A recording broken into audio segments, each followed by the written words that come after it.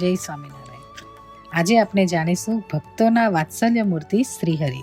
ભગવાન સ્વામિનારાયણનો આગવો પરિચય હતો એમની ભક્તવત્સલતા।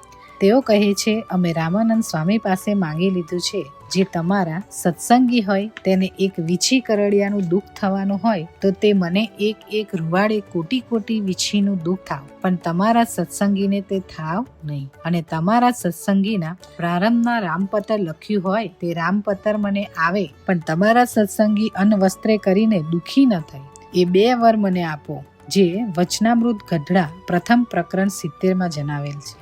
ભક્તોને જ પોતાનો પરિવાર માનતા ભગવાન સ્વામિનારાયણ કહે છે, એવા જે દળ સત્સંગી વૈષ્ણવ છે તે જ અમારે તો સગા વહાલા છે ને તે જ અમારી નાત છે ને આ દેહે કરીને પણ એવા વૈષ્ણવ ભેળું જ રહેવું છે। વચનામૃત ગઢડા અત્ય પ્રકરણ 21 જણાવેલ છે।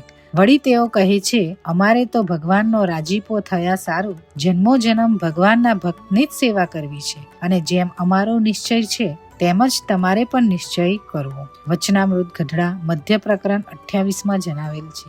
આવા સર્વોપરી ભક્તવત્સલ ભગવાન સ્વામિનારાયણના આ વચનોની પ્રતીતિ એમના અનેક જીવન પ્રસંગોમાં પડઘાઈ છે। એવા કેટલાક પ્રસંગોની સ્મૃતિ કરીએ। ભગવાન સ્વામિનારાયણના હજારો નિષ્ઠાવાન ભક્તોમાંના એક હતા ભોયરા ગામના નાજા જોગિયા। પરંતુ નાજા જોગિયા શ્રીહરિના પરમ ભક્ત હતા, એમ આ ગામના ગામધની વાજ સુરખાચર શ્રીહરિના પરમ વિરોધી હતા।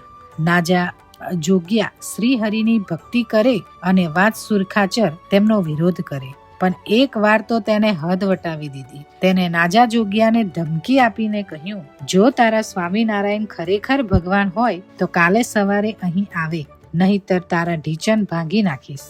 શ્રીહરિ અત્યારે ક્યાં હશે? તેઓને સંદેશ કેવી રીતે મોકલાવવો? નાજા જોગિયા પાસે એ બધા પ્રશ્નોનો કોઈ ઉત્તર નહોતો। તેની પાસે માત્ર એક જ માર્ગ હતો, પ્રાર્થના। તેને મનોમન શ્રીહરિને પ્રાર્થના કરી। એ સમયે શ્રીહરિ ઉત્તર ગુજરાતમાં છેક વિસનગર બિરાજતા હતા। ભક્તરાજ નાજા જોગિયાની પ્રાર્થનાનો નાદ અંતર્યામી શ્રીહરિને પહોંચી ગયો, પણ ક્યાં ઉત્તર ગુજરાતમાં વિસનગર ને ક્યાં સૌરાષ્ટ્રમાં જસદણની બાજુમાં ભોયરા। પરંતુ ભક્તવત્સલ શ્રીહરિ તો પોતાના ભક્તની રક્ષા કરવા તે જ ક્ષણે નાજા જોગિયા પાસે જવા ઉતાવળી ચાલે નીકળી પડ્યા। વર્ષા ઋતુના વરસાદી ઝાપટા સહન કરીને વીજળી વેગે ચાલતા ચાલતા શ્રીહરિ વઢવાણ પહોંચ્યા।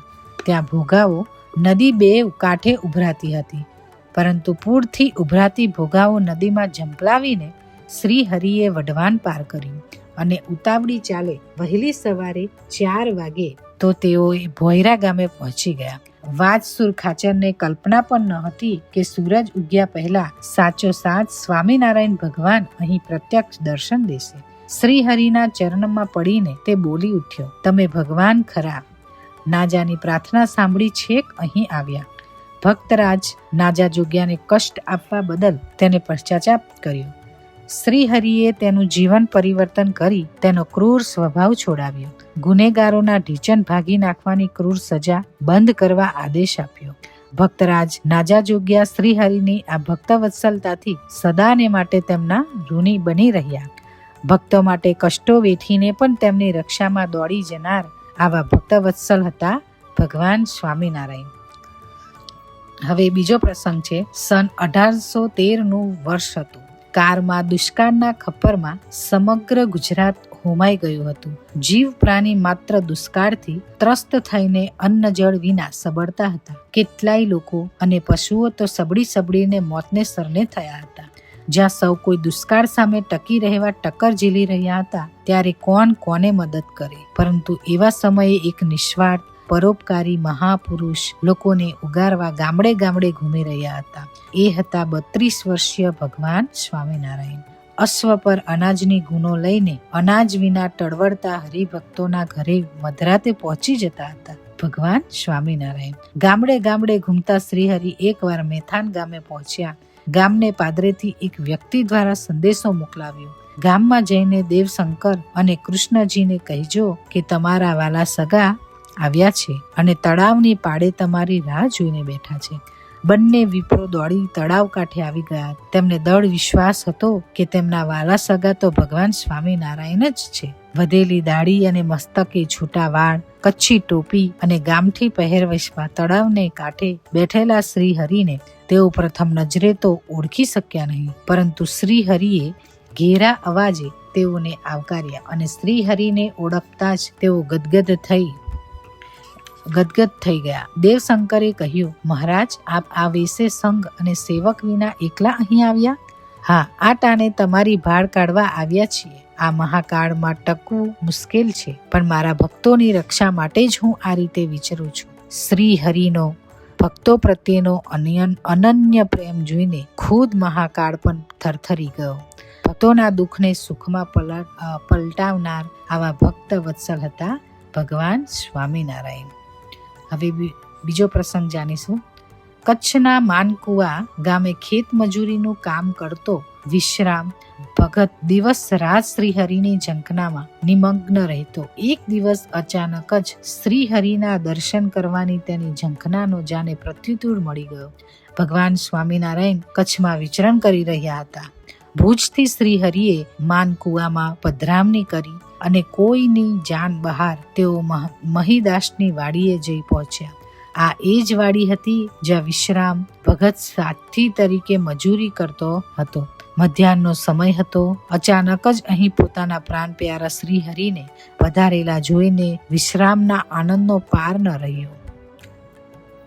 ઘેલો થઈને એ ગરીબ ભક્ત શ્રીહરિના સરભરા માટે આમ તેમ દોડવા લાગ્યો. પણ એની પાસે હતું શું કે જેનાથી તે શ્રીહરિની સરભરા કરી? તે શ્રીહરિ સમક્ષ દંડવત કરવા લાગ્યો અને સન્મુખ બેસી ગયો. શ્રીહરિએ કૃપા દ્રષ્ટિ કરતા તેને કહ્યું, વિશ્રામ, અમને બહુ ભૂખ લાગી છે. ગરીબ વિશ્રામ પાસે તો ફક્ત મઠ હતા. તેને પ્રભુ માટે માટીની માટલીમાં મઠની ખીચડી ઓરવા મૂકી.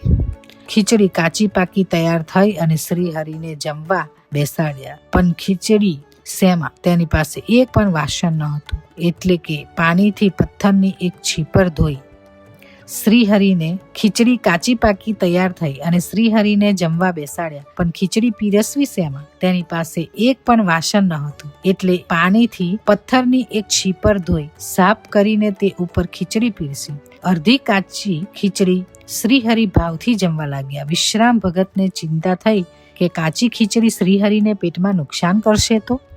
અંતર્યામી શ્રીહરિએ હસતા હસતા કહ્યું, ભગત, ચિંતા ન કરો. બહારના અગ્નિએ મઠ કાચા રાખ્યા છે તો અંદર વૈશ્વાનર અગ્નિ રૂપે અમે જ છીએ. અંદર ચડી જશે. તમારો ભાવ પાકો છે, એટલે કાચી ખીચડી અમારા પેટમાં ચડી જશે.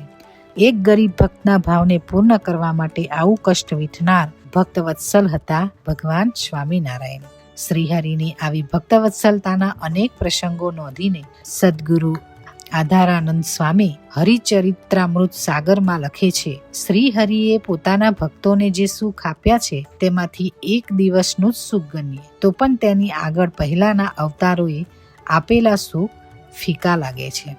જય સ્વામિનારાયણ.